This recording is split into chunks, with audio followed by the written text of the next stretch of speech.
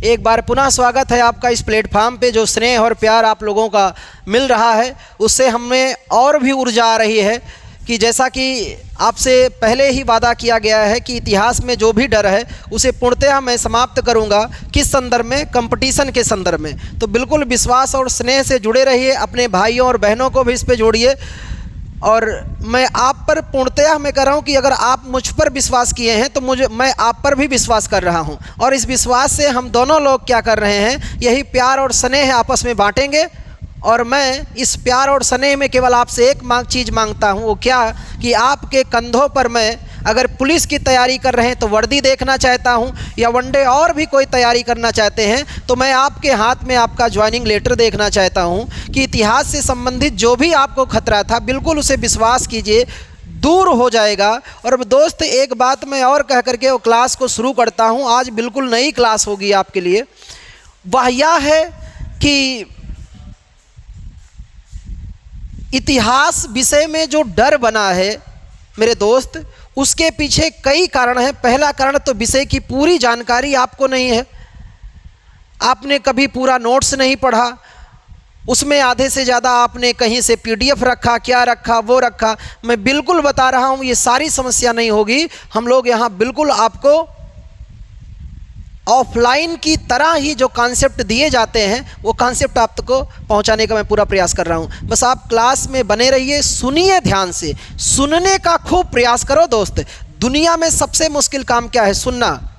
हम लोगों को बुराइयां बहुत जल्दी याद हो जाती है कि इन्होंने क्या कहा, उन्होंने क्या कहा, ये सब खूब याद होता है, लेकिन अच्छाइयाँ हमको थोड़ा कम याद होती हैं। प्रयास करो।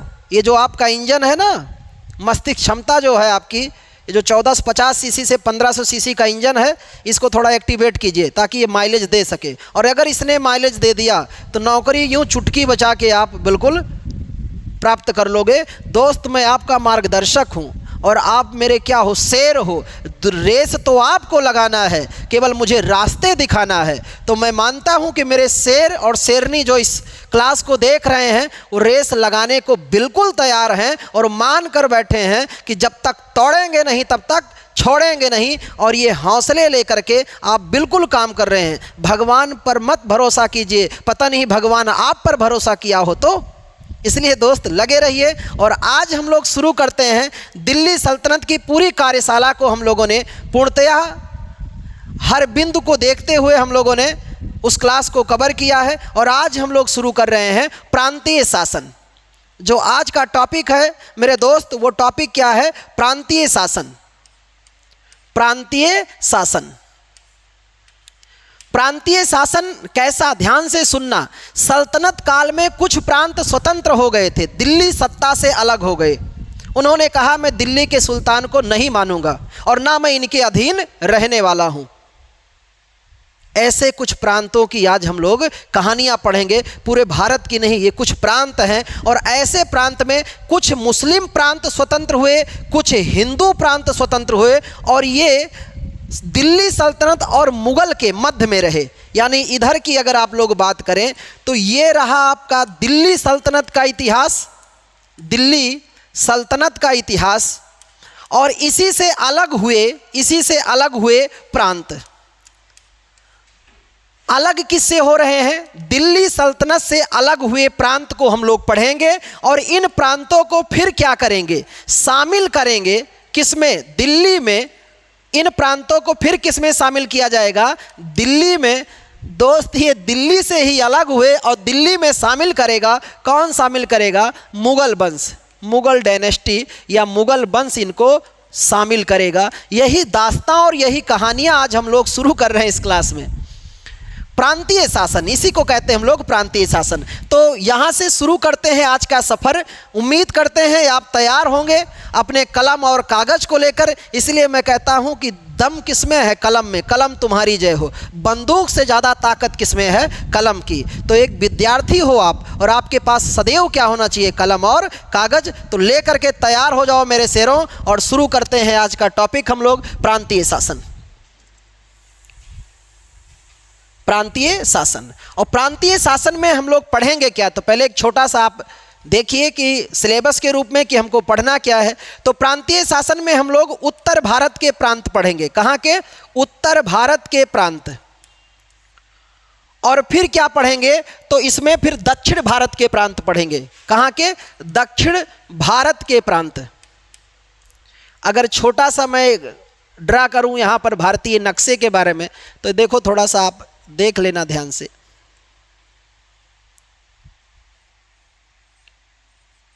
ये चीजें बिल्कुल आप थोड़ा समझ पाओगे मेरे दोस्त।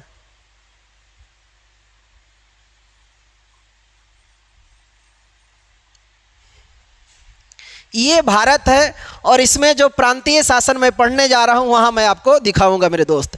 उत्तर भारत में प्रांतीय शासन में पहला प्रांत जो हम लोग पढ़ेंगे उसका नाम क्या है? जौनपुर, जो किससे अलग हुआ है? दिल्ली से। और फिर हम लोग पढ़ेंगे दिल्ली से अलग हुआ कश्मीर। और यहीं पर हम लोग देखेंगे एक प्रांत की और कहानी जिसका नाम है बंगाल। और बंगाल के अलावा हम लोग गुजरात को भी देखेंगे। गुजरात। इन सभी प्रांतों पर किसका शासन है? मुस्लिमों का शासन है। किसका शासन है? मुस्लिमों का। ये मुस्लिम प्रांत हैं। इसके अलावा यहाँ पर कुछ बात करें अगर हिंदू प्रांतों की, तो हम लोग जैसे मेवाड़, मारवाड़ इत्यादि प्रांत के बारे में भी देखेंगे। दक्षिण भारत में हम लोग दोस्त दो प्रांत के बारे में चर्चा करेंगे, जिसमें आपका एक होगा विजयनगर साम्राज्य। कौन सा प्रांत है? विजयनगर। आपको याद आ रहा होगा किसके काल में स्वतंत्र हुआ था? मोहम्मद बिन तुगलक के काल में। और दूसरा प्रांत पढ़ेंगे बहमनी। जहां विजयनगर एक हिंदू साम्राज्य होगा, वहीं बहमनी क्या होगा? एक मुस्लिम साम्राज्य होगा। तो यही इसी पर हम लोगों को पढ़ना है। इसी को दोस्त हम कहते हैं प्रांतीय शासन। मैं इस यूट्यूब मंच पर कई मेरे विद्यार्थी, कई मेरे छात्र या कई छात्राएं मेरी जो हैं वो इसको नहीं पढ़े होंगे, कई पहली बार पढ़ेंगे, और कुछ हमारे महारथी ऐसे होंगे जो इसको पढ़ चुके होंगे। कोई बात नहीं, जो पढ़ चुके उनका रिवीजन हो जाएगा, और जो नहीं पढ़े हैं उनके लिए तो बिल्कुल मैं आ ही रहा हूँ जीरो से हीरो का सफ़र लेकर के। तो तैयार हो जाओ। इन्हीं प्रांतों को मैं अगर आपको यहाँ मानचित्र में दिखाऊँ तो मेरे दोस्त, अगर आपको थोड़ा सा भारतीय भूगोल की समझ रखते हो और नहीं रखते हो तो आगे से जब क्लास शुरू होगी तो समझ में बना ही दूंगा आपका। यहाँ पर एक प्रांत है जिसे हम लोग बोलते हैं गुजरात। तो एक प्रांतीय शासन गुजरात। यहाँ पर मध्य प्रदेश में मालवा, मेवाड़ आपका राजस्थान के इलाके में, बंगाल आप यहाँ देख रहे हैं एक प्रांत बंगाल, कश्मीर आप देख रहे हैं। अब ये मत बोलना ये लद्दाख का एरिया है, ये मैं उस समय के नक्शे की बात कर रहा हूँ जब जम्मू कश्मीर और लद्दाख का विभाजन नहीं हुआ था। और यहाँ पर एक साम्राज्य है जिसका नाम है विजयनगर, और यहाँ पर ऊपर है जो उसको कहते हैं बहमनी। तो ये क्या है आपका? विजयनगर। और दोस्त ये क्या है? बहमनी। इन्हीं प्रांतों के बारे में। और यहाँ मैं यूपी में बता दूं तो यूपी में पूर्वी क्षेत्र में ये है आपका जौनपुर। जौनपुर ये है आपका मालवा, और ये आपका है गुजरात, और ये है आपका राजस्थान का इलाका जो मेवाड़ है, ये है जम्मू एंड कश्मीर, और फिर ये है आपका बंगाल। इन्हीं प्रांतों को हम लोग पढ़ेंगे। इसमें से वनडे एग्जाम में कहीं कहीं से सीधा प्रश्न पूछा जाता है, तो इनका आप एक बार स्क्रीनशॉट अगर लेना चाहते हो तो ले लीजिए, और फिर यहाँ से हम लोग अपनी कार्यशाला शुरू करते हैं। और पहला प्रांत दोस्त, आज के क्लास का जो पहला प्रांत शुरू हो रहा है वह क्लास का पहला प्रांत ही है। हम लोग पढ़ेंगे जौनपुर को। जौनपुर आप जानते हैं उत्तर प्रदेश में पूर्वी हिस्से का छोर है ये, और जौनपुर में इतिहास की घटनाएं हम लोग पढ़ने जा रहे हैं। तो जौनपुर के बारे में कुछ बेसिक बातें से अगर मैं शुरुआत करता हूं, जहां से सीधा सवाल पूछा जाता है वहां की चर्चा, किस जौनपुर शहर की स्थापना कब हो रही है? तो इसकी स्थापना हो रही है 1359 में। और किसने किया था? फिरोज शाह तुगलक, जिसे हम लोग संक्षिप्त में FST कहते हैं। और दोस्त इसकी जो स्थापना हुई वो फिरोज शाह तुगलक द्वारा किसके स्मृति में? स्मृति बोले तो याद होता है ना, स्मृति का मतलब याद में। तो किसकी याद में कराया था? जौना खां। और जौना खां के नाम से किसे जानते हैं दोस्त? तो मोहम्मद बिन तुगलक को जानते हैं। इस तरह से ये शहर स्थापित हुआ। और इस शहर को हम लोग कहें तो एक ज़माने में ये शहर सल्तनत के पूर्वी क्षेत्र की राजधानी हुआ करता था। सल्तनत के पूर्वी क्षेत्र की क्या हुआ करता था? राजधानी हुआ करता था दोस्त। कौन सा शहर? जौनपुर को। और इस जौनपुर को स्वतंत्र किसने किया था? तो इस जौनपुर को स्वतंत्र किया मेरे दोस्त मलिक सरवर ने, या जिसे हम लोग क्या कहते हैं, ख्वाजा जहां। ख्वाजा जहां या मलिक सरवर, जो एक हिजड़ा व किन्नर था। और किस काल में इसने स्वतंत्र किया था? तो तुगलक काल में। किस काल में? तुगलक काल था। और उस समय शासक जो हुआ करता था उसका नाम था उस समय जो तुगलक वंश का शासक था उसका नाम था नासरुद्दीन महमूद। तो किसके काल में किया था? नासरुद्दीन महमूद के काल में। यह बात भी बिल्कुल आपको ध्यान रखना है। नासरुद्दीन महमूद इसलिए इंपॉर्टेंट हो जाता है दोस्त क्योंकि इसी के काल में एक लंगड़े ने भारत को लूट लिया था जिसका नाम क्या था? तैमूर लंग। और इस ख्वाजा जहां ने यहां स्वतंत्र करके एक वंश स्थापित कर दिया जिसका नाम क्या है? सरकी वंश। तो यहां हम लोग एक वंश पढ़ेंगे, मुस्लिम वंश, जिसका नाम क्या है? सरकी वंश। सरकी वंश। और मैं आपको बताऊंगा ये वही जौनपुर है जो फेमस है किसके लिए? तो ये जौनपुर फेमस होगा, इसे कहा जाएगा क्या? पूर्व का सिराज ए हिंद। इसी को क्या कहा जाता है? पूर्व का सिराज ए हिंद। और इंतजार कीजिए, बने रहिए, मैं आपको बताने वाला हूं इसे क्यों कहा जाता है पूर्व का सिराज ए हिंद। तो यहाँ से सफ़र हम लोगों का शुरू होता है। जौनपुर की स्थापना कौन कर रहा है? फिरोज शाह तुगलक। किसकी याद में? जौना खां की। कब हुआ? 1359 में।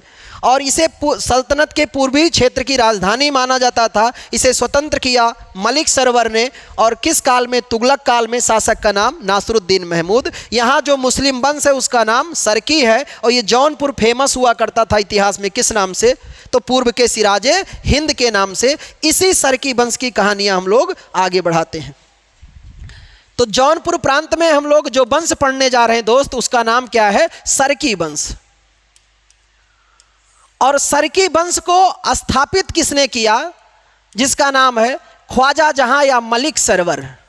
मलिक सरवर। और याद रखना, आप भूलना मत, मलिक सरवर जो था ये पहले क्या था? तो पहले ये वजीर हुआ करता था। क्या हुआ? वजीर बना था। ये वजीर हुआ करता था किसका? नासरुद्दीन महमूद का। नासरुद्दीन महमूद का। लेकिन जैसे ही इसके काल में तैमूर लंग ने आक्रमण किया, उससे पहले जब नासरुद्दीन महमूद की इसने कमज़ोर हालात को देखा, यही इतिहास कहता है मेरे दोस्त कि कमज़ोर समझकर लोग तोड़ने पे लग जाते हैं और जताते हैं कि हम आपके हैं। इतिहास कहता है कि जब मुसीबतें आए, उस मुसीबतों में जो आपके साथ खड़ा हो, उस सफ़र में जो आपके साथ खड़ा हो, वो पक्का यार और पक्का और सच्चा दोस्त है, कभी छोड़ना मत उसे। लेकिन जो मुसीबत आए और वो आपको छोड़कर निकल ले, नंबर ब्लॉक कर दे, पहचाने ना, वो समझ रखना वो दोस्त नहीं। इतिहास कहता है ऐसे लोग दुश्मन ही होते हैं। आज जैसे इसकी कमजोरी इसको लगा कि नासरुद्दीन महमूद कमज़ोर है, मलिक सरवर ने क्या किया? जौनपुर में एक अलग वंश स्थापित कर दिया जिसका नाम क्या है? सरकी। इतना ही नहीं, नासरुद्दीन महमूद ने इसको और क्या किया कि नासरुद्दीन महमूद ने मलिक सरवर को क्या बनाया था? सूबेदार भी बनाया। तो मलिक सरवर क्या बना? सूबेदार बना। कहाँ का? यही जौनपुर का। किसके काल में बन रहा है जौनपुर का सूबेदार? नासरुद्दीन महमूद के काल में। और बाद में इसी जौनपुर को इसने स्वतंत्र कर दिया और इसे उपाधि भी दिया था। नासरुद्दीन महमूद ने इसे उपाधि दिया था मलिक उस-सर्क की। मलिक उस-सर्क जिसका अर्थ होता है पूर्व का स्वामी। इसे क्या कहा जाता था? पूर्व का स्वामी भी कहा जाता था। पूर्व का स्वामी किसे? मलिक सरवर को। और कहते हैं कि इस वंश के बारे में तो आप पहले विविध थोड़ी बातें कर दें हम, जो आपके एग्जाम के लिए बिल्कुल रामबाण सुरमा है। उसमें पहली बात, संस्थापक सरकी वंश का मलिक सरवर। पहला शासक कहें या पहला सुल्तान कौन था? ध्यान से सुनना सब और ध्यान से देखना इस बात को। पहला सुल्तान किस वंश का? सरकी वंश का। उसका नाम था मुबारक शाह। मुबारक शाह, जिसे करण फूल के नाम से भी जाना जाता है। यानी सरकी वंश का जो मलिक सरवर था, इसने सुल्तान की उपाधि धारण नहीं की थी, लेकिन जब मुबारक शाह गद्दी पे बैठा तो इसने अपने को बोला I am Sultan from Jaunpur. कहा बिल्कुल आज से दिल्ली सत्ता और दिल्ली सल्तनत के हमारे और रास्ते बिल्कुल क्या हो जाएं, अलग हो गए। और बोला कि आज से मेरा जो आदेश और फरमान होगा वही जौनपुर में लागू होगा। इस तरह से अपने को अलग कर लिया किसने, मुबारक शाह ने। इसलिए इस वंश का पहला सुल्तान कहा जाता है, सरकी वंश का। और बात करें इस सरकी वंश का सबसे महान शासक की बात किया जाए तो महान शासक जो था मेरे दोस्त, उसे भूलना मत, ये सबसे इंपॉर्टेंट तो यही है, इब्राहिम शाह। और इस वंश का अंतिम शासक जहां से सीधा आपका आयोग प्रश्न पूछता है, जो तथ्य मैं लिख रहा हूं ये बहुत ही ज्यादा महत्वपूर्ण है। अंतिम शासक जो था उसका नाम था हुसैन शाह। तो दोस्त बिल्कुल मत भूलना, याद क्या करना है, सरकी वंश किस प्रांत में, जौनपुर में। संस्थापक मलिक सरवर, पहला सुल्तान मुबारक शाह, महान शासक इब्राहिम शाह और अंतिम शासक हुसैन शाह। इसे भूलना मत, इतना याद रखना है। और इसी में हम लोगों को पढ़ना किसकी कहानी है, इब्राहिम शाह की। यहीं से सारे प्रश्न, इसके बाद जो प्रश्न आते हैं वो किससे, इब्राहिम शाह से। तो बिल्कुल अगला हम लोग शुरू कर रहे हैं अगले शासक के बारे में, जिसका नाम क्या है, इब्राहिम शाह। इब्राहिम शाह मुबारक शाह के बाद गद्दी पे बैठा, जिसका नाम क्या है, इब्राहिम शाह। और इब्राहिम शाह जब गद्दी पे बैठा तो इसके थोड़ा सा यहाँ इसका टाइम पीरियड भी आप लिख सकते हैं, 1401 से लेकर के 1440 ईस्वी तक शासन किया था। और इस समय अगर आप याद करेंगे तो आपको याद आना चाहिए कि इस समय दिल्ली सल्तनत में कौन सा वंश शासन कर रहा है, क्योंकि 1414 से लेकर 1451 ईस्वी तक शासन किस वंश ने किया था, सैयद वंश। तो अभी दिल्ली में सैयद वंश शासन कर रहा है और जौनपुर में सरकी वंश। और उसका महान शासक कौन है, इब्राहिम शाह। पहली बात जो आपको बिल्कुल याद रखना है, इसने उपाधि धारण किया था कौन सी, सिराज ए हिंद की। सिराज ए हिंद की पहले ही हम लोग इस बात को पढ़ चुके कि सरकी वंश का सबसे महान शासक कौन है, इब्राहिम शाह। और इसके काल में कहते हैं, इसके काल में क्या हुआ कि इसके काल में दोस्त खूब याद रखना इस बात को, इसके काल में जौनपुर में, इसके काल में जौनपुर में क्या क्या कार्य हुए, ध्यान से देखो। कला, संस्कृति व शिक्षा का खूब विकास हुआ। कला, संस्कृति व शिक्षा का क्या हुआ, खूब विकास हुआ। किसके काल में हो रहा है, इब्राहिम शाह के काल में।